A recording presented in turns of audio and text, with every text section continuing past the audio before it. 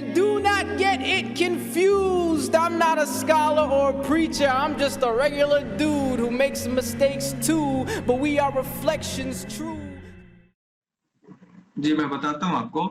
आपने कई बार देखा होगा ऐसे बच्चे पैदा होते हैं जिनका जो दिल होता है वो बाहर निकला रहता है, वो बाहर धड़कता रहता है। ऐसे बच्चे देखे होंगे जिनके हाथ ही नहीं होते, पांव ही नहीं होते। ऐसे भी बच्चे होते हैं जिनके 6 है, हमारे यहाँ ऋतिक रोशन है, उसकी 6 उंगलियां हैं। तो ऐसे जो है क्रीचर्स पैदा होते रहते हैं ऑल ओवर द टाइम। आप इनको क्रीचर मानते हैं कि ह्यूमन मानते हैं? ऋतिक रोशन जो है वो क्रीचर है कि ह्यूमन है? वो तब तक ह्यूमन है जब तक उसके साथ दूसरे ह्यूमन के साथ अगर उसके बच्चे पैदा हो सकते हैं, तब तक वो ह्यूमन है। जब वो ऐसा हो जाएगा जब उसके बच्चे पैदा नहीं हो सकते ह्यूमन के साथ, तो उसको नया स्पीसीज कहते हैं। तो ऐसा मुझे कोई इंसान बताइए कि जो इंसान था लेकिन अब वो ह्यूमन नहीं है। जी मैं बताता हूँ। इस पे जाने से पहले मैं एक चीज बता दूं कि जब आप ये पृथ्वी गोल है या चपटी है?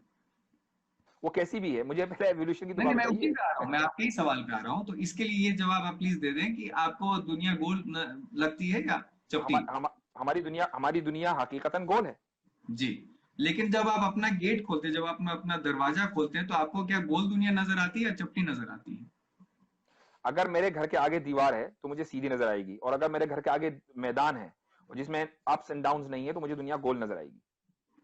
नहीं, आपकी आंखें जो हैं वो बहुत इतने लिमिट तक ही देख सकती हैं, तो आपको जो है हमेशा दुनिया चपटी नजर आएगी, जैसे हमेशा पिछले दुनिया के लोगों का होता था। ये कैसे कह दिया आपने? आप एक ऐसे मैदान में खड़े हो जाएं जो बिल्कुल फ्लैट हो, आपको आसमान जमीन से मिलता हुआ नजर आता है कि नहीं?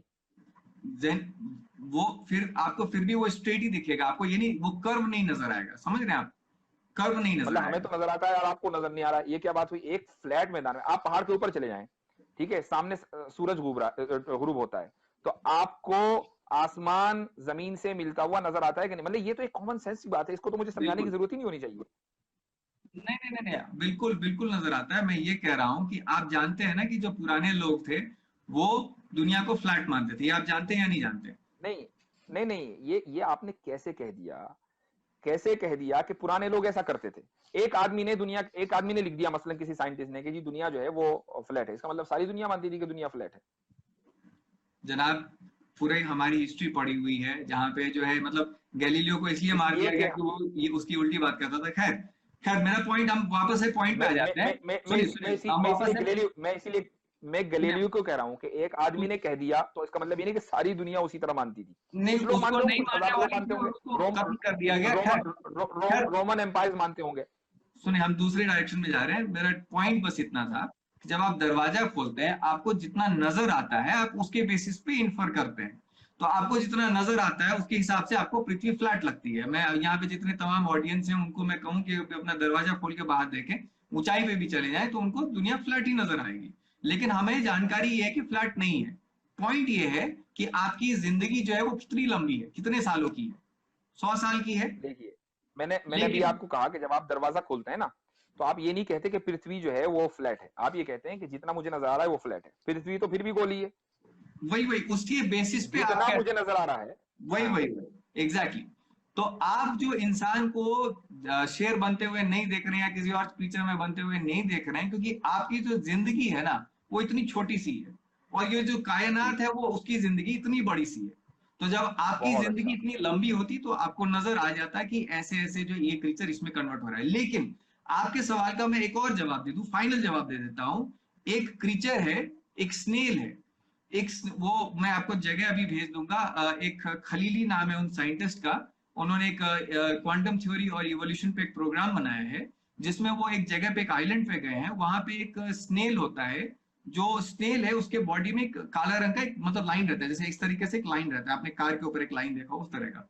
तो वहां पे जो चिड़िया होते हैं ना, वो जो सफेद होते हैं, जिनके ऊपर लाइन नहीं होता है, उनको वो कंफ्यूज नहीं कर पाते, उनको डिटेक्ट कर लेते हैं और उनको उठा लेते हैं और उनको गिराते हैं, उनका मांस खा जाते हैं। लेकिन जिनके ऊपर वो लाइन रहता है उनको डिटेक्ट नहीं वो कर पाते। तो उसका कहने का मतलब ये कि हम आंखों के सामने इवोल्यूशन होते हुए देख रहे हैं कि जो सफेद वाले हैं वो ज्यादा मर रहे हैं और वो उनके बच्चे नहीं पैदा हो रहे, तो वो इवोल्यूशन से बाहर हो रहे हैं। और जो लोगों का वो लाइन है वो लोगों के बच्चे ज्यादा पैदा हो रहे हैं। तो इवोल्यूशन को हम अपने आंखों से देख सकते हैं। मैं उसका रेफरेंस आपको भेज दूंगा।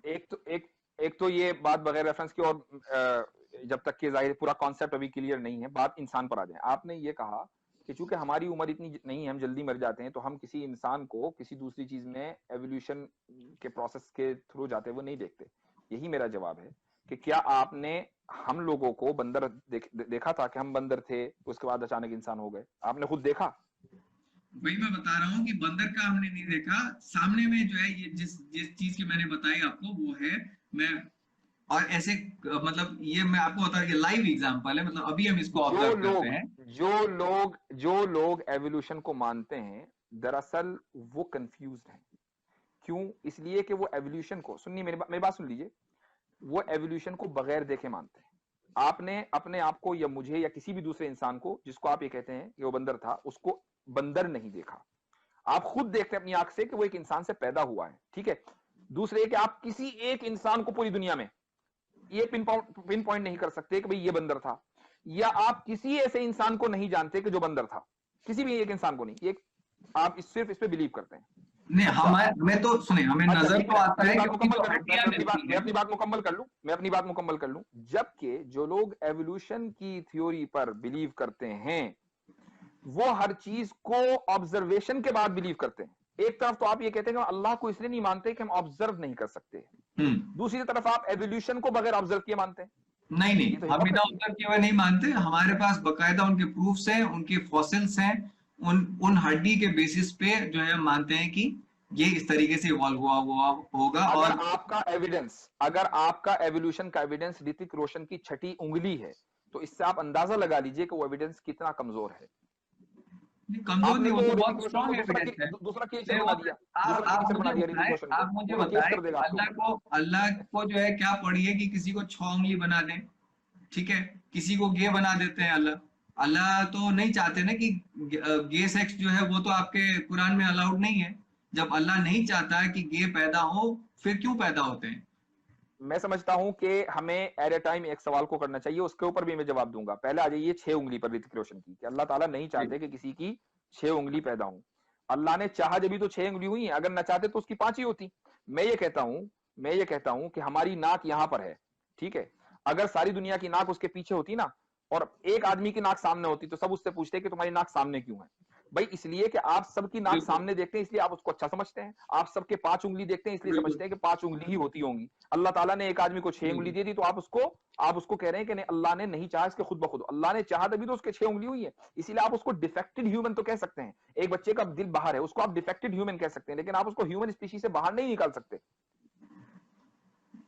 मैं नहीं निकाल रहा बाहर, मैं तो कह रहा हूं कि अगर उनके बच्चे पैदा हो सकते हैं ह्यूमन स्पीशीज के अंदर, तो वो ह्यूमन ही है। जब नहीं पैदा हो सकते, तो या तो वो ह्यूमन से आगे की चीज है, खैर कुछ भी, वो अलग की चीज है।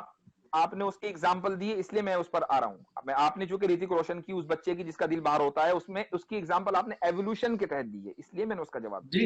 जी, मैं बता रहा हूँ, इवोल्यूशन ऐसे ही होता है जैसा हम अपने आंखों से देखते हैं कि किसी के 6 उंगली पैदा हो गए, किसी का जो है टांग नहीं है, किसी का मतलब इस तरह के एक्स्ट्रा फीचर्स है। अब उससे अगर किसी को फायदा हो रहा है, मान लें कि आज हमारी लड़ाई हो रही होती, सब जो एक दूसरे को मार रहे होते, और किसी का हाथ ऐसा पैदा होता कि वो मतलब इतना बड़ा होता कि किसी को एक मुक्का मारे वो मर जाए, तो उसके बच्चे ज्यादा पैदा होंगे, क्योंकि वो जो है अपनी जो है जात को फैला पाएगा। तो इवोल्यूशन ऐसे ही होता है कि वो एक दोबारा बोलिए। एक आदमी अगर बहुत मजबूत ताकतवर है कि एक मुक्का मारेगा सब।